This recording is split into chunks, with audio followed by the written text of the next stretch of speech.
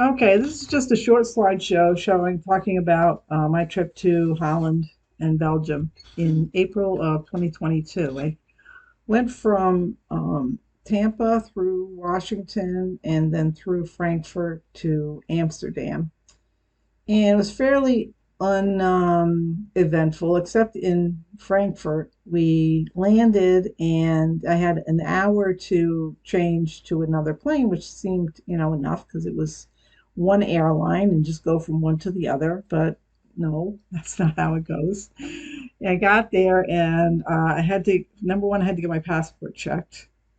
And then they ask you where you're going and why you're there and how long you're going to be there and blah blah blah. I thought it was kind of interesting because I wasn't staying in Germany. I was going through to Amsterdam. But anyway, they did that and then they stamped it.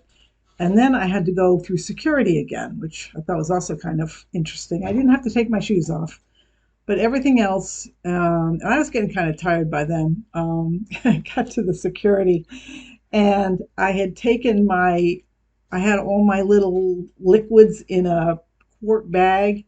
And after I got through security, I took them all out because they were like, it was hard to fit them into the thing in the bag. It was easier to take them out and just put them in separately. So I took them all out of the bag and put them in. And then I get to the security and I said, "Oh no, I forgot. I took, I explained. I said I took all my stuff out of the bag because I had already gone through security." So he gave me another bag. I picked some of them out and I put them in the little cake crate that they had. And so the guy took his own bag, his own plastic bag, and put them in the plastic bag for me.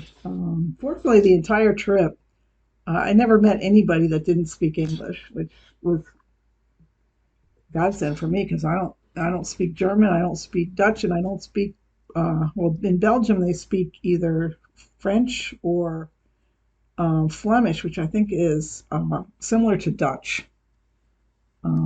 But I didn't speak any of that, so fortunately everybody that I met spoke English. Even in the little shops in Amsterdam and in Belgium, everybody spoke English, which was nice. So anyway, so I got to Amsterdam. I finally got through security and got to the plane. It was like 20 minutes before it was supposed to leave, and everybody was just sitting there um, in the at the gate. Nobody was boarding or anything, and so I guess there was some kind of delay.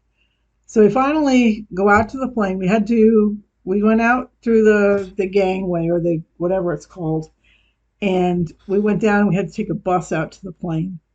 So we took the bus, got to the plane. We were like 45 minutes late, got to Amsterdam, and went and got my bags and everything. And one thing I noticed, the Amsterdam airport, everything is in English. There's not even any Dutch that I saw except in the baggage area and on two advertisements. American Express advertisements were in English and Dutch, but everything else was just totally in English, which I thought was kind of curious.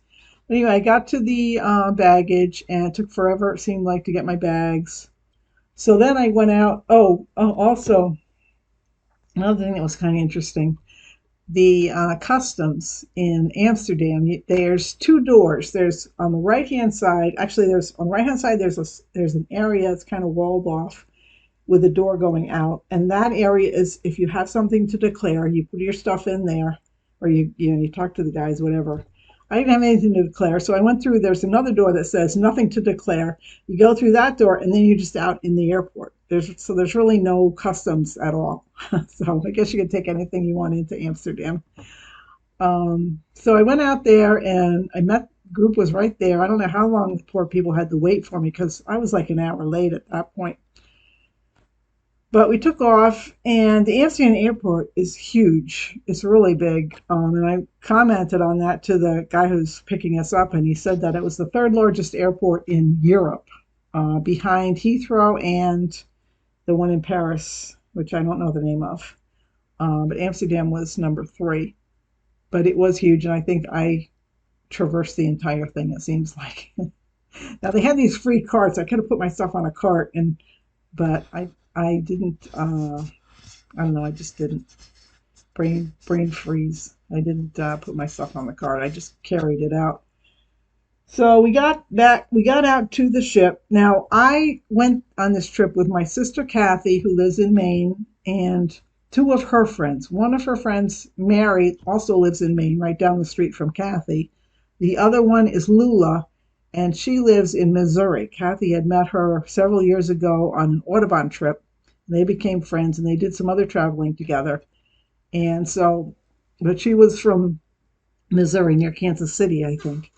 And so she went by herself. I went by myself. Kathy and Mary went together. We all met up at the ship in Amsterdam. So this is the ship. This is not. I didn't take this picture. I just got off the internet because I. It's really hard to take a picture of a ship this large and have the entire ship in the picture and have it look anything like this, so you could actually see what's going on here. They had the lounge in the front, the restaurant was in the back, and then in the middle were all cabins. There's actually the lowest level here with the double small windows. That's floor one. We were on two, which was the oblong, the double rectangular windows, and then there was three, and then four is directly above three. Four has balconies, but the total size of the room is the same, so the balcony kind of takes up room from the rest of the cabin. And then on top, they had um, chairs and stuff, so you could sit out there when it was nice. The weather actually that we had was very good considering what it usually is at this time of the year. Usually at this time of the year, it's kind of dreary and rainy and chilly. And our weather every day was sunny. It was in the low 60s, except for one. One was kind of rainy. But other than that, the weather was really nice, which is really good because most of our, the cruise is, it's basically the ship is pretty bare bones. I mean, they have the lounge, the restaurant, then they have another room that has a hot tub and fitness equipment. But basically, that's all they had. The cabins were kind of small. They were big enough, to sleep in and walk around in, but not something that you would want to spend any time in. So if it would have been kind of tough if the weather wasn't good because most of the everything we did was basically outside. But anyway, it was very nice. The weather was very nice. So this is the MS River Aria. Now every day the program directors we were there was about 125, 130 people on board, and we were divided into four groups. And each group had a program director who basically, the program directors were in charge of organizing the whole thing. They figured out when the buses, they scheduled the buses and um, got everything organized, all the activities. And there were four of them. Ours was named Randy. He was really nice and knew a ton about. I can't believe the stuff that he knows. And they didn't have a script or anything. So I guess some tours, the guy will have a script and he basically memorizes the script. But these guys just knew so much about everything. It was just amazing, I thought. And he was a really nice guy too. And he spoke good English. So this was Thursday, April 21st. This was our first full day there because we arrived on the 20th. And there was a Florida Horticulture Expo and an extra trip there. I didn't go there. Lula went, but I didn't go. And they had these little pictures. This is kind of funny. Little guy with the headphones. They had these. The tour guide would have a microphone, and we would have these boxes that we would wear around our necks with headphones, so we could hear what he was saying. But that's kind of says bring.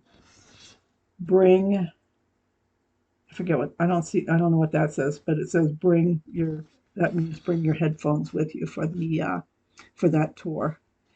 And then the afternoon there were shuttle buses going into the city, and then they gave us a pass for the they have a tram in the city that goes around, so we could ride around on the tram and see different things.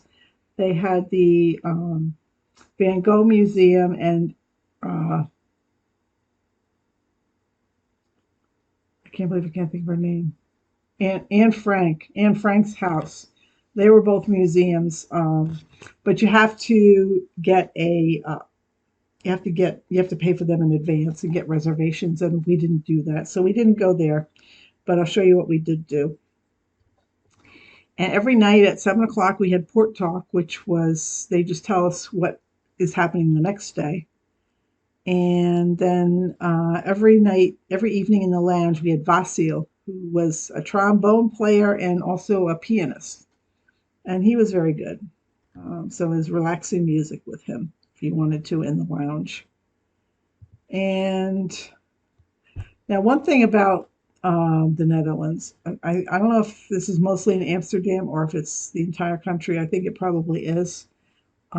They're very thrifty and they're very proud of this too. They're not, this is not a slur or any kind of slam on the Dutch people because they are very proud of it. They're actually traders from way back. And so they, buying and selling, buy low, sell high. They don't believe in paying for things that they don't have to pay for. But conversely, they also believe in charging for everything they possibly can. So that's where the term Dutch treat came from, and that's not a slur. Like I said, it's because they're proud of the fact that they are thrifty. To the some to the extreme, but this actually is a pay toilet. They have very few free toilets in Amsterdam, so you have to bring change or a credit card because they have a machine that takes either. Most of them were €1, or you could pay by credit card. You pay for pretty much everything by credit card. And they have the attendant there, and actually a couple of times we kind of talked the attendant into letting us in for free because in the beginning we didn't have euros, and at least one time the machine wasn't working. It wasn't taking, for whatever reason, it wouldn't take our credit cards. So the attendant did let us in for free one time. And one time we went to one that was at this cafe, and it was also a pay toilet. But if you ate something at the cafe, then they would give you a credit for the €1 that you had paid for the toilet. So another thing, they have a ton of bicycles. Well, get the bicycles in a minute. They have a ton of sailboats all over. All these little villages have just marinas that are just packed with sailboats. Very few power boats, but all these, and these are really nice sailboats, with cabins and everything. They're very nice sailboats, and they're just all over the place, along with the bicycles. And this is a picture my sister took. I'm not sure. This wasn't in Amsterdam, I don't think, but it was just to show all the sailboats. And they also had a lot of bicycles. They had bike paths everywhere, which was really nice. The ship had bicycles that we could use. They had electric bicycles that we could use. So we did that almost every day. And in the Netherlands, they have bike paths. Even in the middle of the city, they had bike paths on the street. So you could go pretty much everywhere and not be with the cars. But you were with other bicyclists who tend to be kind of nutty, kind of crazy at times. And they also allowed motor scooters on the bike paths, which was kind of nerve-wracking too. So anyway, this here, you can't really see it here, but I zoomed in on it. And what this is just a huge parking lot for bicycles. And this whole thing, see, you can see all the bicycles in each of the rows. Just a ton of bicycles. It's amazing how many bicycles there are. And this was the canal boat that we took. Oh, it's not the one we took, but it looks just like it. You go in, and then they have all the windows and everything. I didn't get a picture of the canal boat that we had, and Kathy didn't get a picture, so I just took this from online. But this is a picture looking out the window at another canal boat, and just some of there's gorgeous buildings, just the amazing buildings all over every place we went, and some of them are like hundreds of years old. You see in Amsterdam, some of the I don't know if these some of them are leaning a little bit because the soil is kind of soft. It's moist because it's all below sea level. And so after hundreds of years, some of them are sinking a little bit and they don't fall over, I don't think. I don't think any of them have fallen over, but they're just a little bit crooked. And also, I don't know if this is a picture of that. This may be why I took this picture. I think it is. The disturbance in the water. They have a problem, as everybody does, with people throwing stuff in the water. And so they have, every once in a while, they have this area with pipes underneath the water that pump air.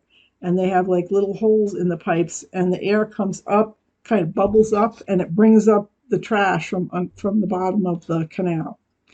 So I think that is what this picture is supposed to be depicting. Um, so that's one way they keep the canals clean. Now, the afternoon, like I said, they had shuttle buses going into the city, and they gave us passes for the tram or the trolley. And this is the Rijksmuseum. This is where we decided to go. It was really nice. It had all these. It was all paintings from some from the masters, some from like Rembrandt and Van Gogh, who are Dutch artists, and some from other, lesser known artists. But it was really interesting. I thought. I'm not really into paintings that much, but I thought it was pretty interesting. And there's a park right next to the Rijksmuseum, and in the park they had this fountain, water fountain, and we this is us. This is me, Kathy, and I think Lula standing inside the fountain. It's in the round shape. They also had a square fountain inside the round one. I don't know if you can see the outline of the square holes, the holes in the square shape. But it would come up and down, get higher and lower and more and less. It was kind of fun. Everybody would run in and run out of this fountain and stand in the middle of it. And as you can see, it's a lovely day. And this is right next to there too. And this is a sundial. It's on a building and it shows accurate time. I guess it was 2:45. And I thought that was pretty interesting. Um, so that's the sundial. And then also while we were waiting to go into the Rijksmuseum, because we got our tickets, but it was for like 3 o'clock, 2:30, 3 o'clock. While we were waiting, we walked around, and I took this picture for a couple of reasons. The end of the canal, in the distance, you can see this church, and they have the most amazing churches in the Netherlands and in Belgium. There's just gorgeous churches. I'll have pictures of them later.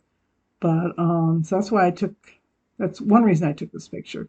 The other reason is you see some bicycles, you don't see a lot, but if you look at the cars along the left-hand side of the canal, there's no wall or any type of bumper, anything to keep them from rolling into the canal. The driver's kind of inattentive, and also the side of the car facing the canal is the driver's side. So you have to get out and you have maybe like 1 foot there to get out of the car. I don't know how they do it. But the our Randy, I'm going to call him Randy, actually our program director, Randy said that if you happen to drive your car into the canal, you can't you have to stay in the car and yell for help, because if you do that, they will come with a crane, pull your car out of the canal, and it's an emergency, so they don't charge you for it. But if you were to get out of the car, if you drove your car into the canal, you got out of the car, swam to the side, pulled yourself up and stood on the sidewalk and called for help, They would come and they would pick up the car out of the canal with the crane, but then they would charge you because it's not an emergency. So just a little helpful hint in case you happen to drive your car into a canal. And I see there's no parking. Oh, that must be for a boat. There's a no parking sign on the side of the wall there. But okay, that's the canal. And this is as we're leaving Amsterdam for, I think we're to Enkhuizen second. This is a lock. There's a lot of locks in the canals, in the rivers. There's actually, I'll show you later on, because we went to one of the dikes. They have it's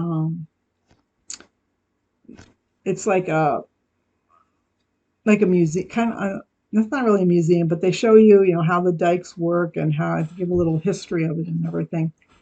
And so this is going through one of them. And on the side, you can't see it here, but on the side of this is like it's like the canal going through the lock, and it's actually going over top of this highway.